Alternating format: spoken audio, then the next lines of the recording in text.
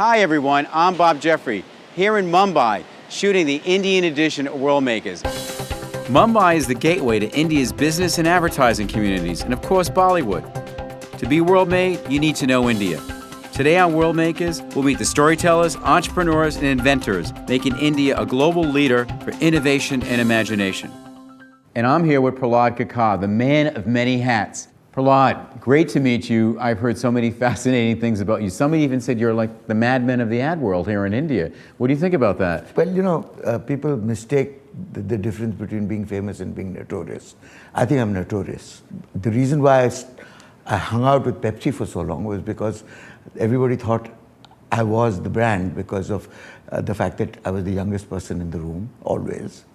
And I was extremely irreverent, and I thought the establishment was something that you poke a hole into. Well, that's interesting because, as you know, JWT has had the Pepsi business for a number of years, and you've done some of the most famous advertising on Pepsi. True, when we lost the World Cup to Coke, which was nothing official about it.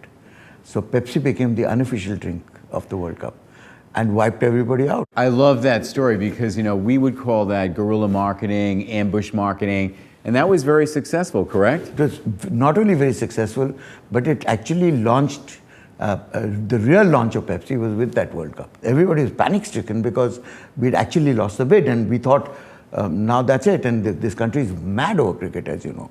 So we thought for the next 2 months, we're going to be sort of locked out of the consciousness of the country until they came up with this line and said, nothing official about it, and we're the unofficial drink of the World Cup. One of the things I always talk about that I feel very passionate about is that I call it the death of the Anglo Saxon mafia. So when I grew up in the business, creativity was always defined by New York and London, but now, if you look at it, creativity is happening all over the world. You look at the award shows, but India in particular, whether it's Bollywood, the advertising industry, there's so much creativity. What's your perspective on that? Because obviously, you're not part of that Anglo Saxon mafia. 20 years ago, we used to recruit people specifically who actually spoke and dreamt in English. The problem was that the rest of the country, which is 99% of it, dreamt in a different language. So it took us 20 years to discover that the country dreams in the vernacular.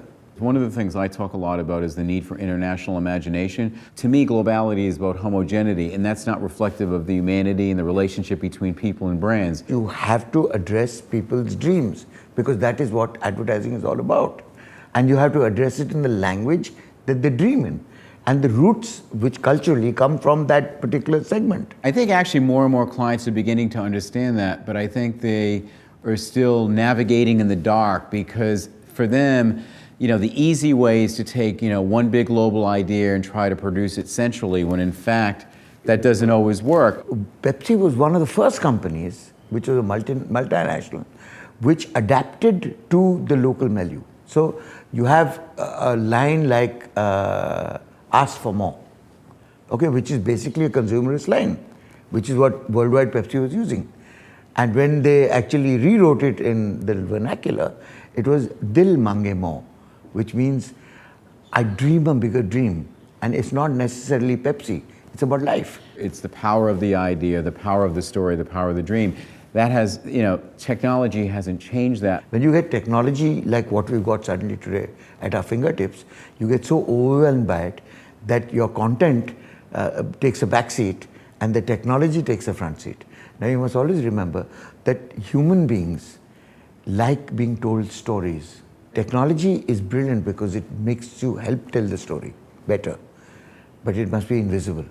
The moment technology becomes obvious in its content, you're dead. It gets in the way of telling the story. Absolutely. And also developing that connection Absolutely. with the story. And so advertising in this country has been playing footsie with technology for the last 10 years and being overwhelmed by it to a very large extent and getting so excited that they think that the sizzle is the story and not the steak. But I think that's an issue everywhere, not just India. It's an issue in the US because I think clients now have this, some of them have a checklist mentality that it's not about the idea, it's, well, I need to be on mobile, I need to be on Facebook. You can't turn around and put out an advertising message onto social media and irritate the hell out of your consumer by constantly intruding into what he's actually looking for. Because you have to actually figure out what this animal is all about, and then fit into it, so that you don't stand out like a sore thumb, which intrudes but you actually meld into the whole business of social media and become a part of it. You know, to be an entrepreneur, you have to be willing to take risk. And I think it's the same in advertising. Absolutely. To do something great, you've got to be willing to take a risk. I always maintain that if you want the best ideas in advertising as a collective, look in the dustbins of managing directors. True, true. In hindsight, you know, people tend to look at work that was done and say, oh, that's great, it must have been easy to get that through. But my experience in advertising, anything that's great has never been easy. No. There's always been a battle. There's always been a battle because everybody loves mediocrity. Because it's safe. It's safe. So what's your advice to clients who need to become more competitive in the world that we live in? I mean, see, they not must to be safe. understand one thing, that consumers are looking at advertising not as a club to be bulged with, but as a form of entertainment. And if they can engage with, participate. Yes, exactly. And smile, and you actually break down resistance by making them smile. You get a smile out of a consumer and you've got him. He's halfway home. Prahlad, it's been great talking to you. I love your irreverence. I'm glad to see you haven't lost it. And thank you for joining us in Mumbai on Worldmakers.